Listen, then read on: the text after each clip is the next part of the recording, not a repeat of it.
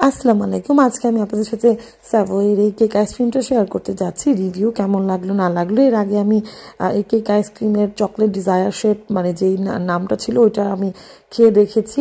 তো আমার কাছে ওইটার রিভিউটা আপনারা চাইলে দেখে নিতে পারেন কেমন লেগেছে। তো এটার প্রতি আমার এক্সপেকটেশনটা একটু বেশি ছিল বা ডিফারেন্ট ছিল। এটা হচ্ছে ফুল নাটস দিয়ে ভরা।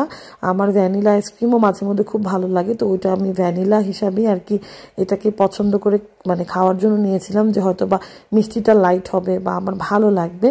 তো দেখতে এটা খুবই সুন্দর। নিচের লেয়ারটা হচ্ছে কেকের থাকে, তার উপর আইসক্রিম, তার উপরে হচ্ছে ক্রাঞ্চি যে জিনিসগুলো সেগুলো থাকে বাদাম।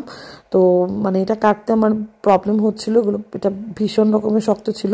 কেক জিনিসটা আমার কাছে অনেক সফট পছন্দ, বাট এটা জানি না, এটা অনেক বেশি মানে এরকম টেক্সচারের ছিল, শক্ত।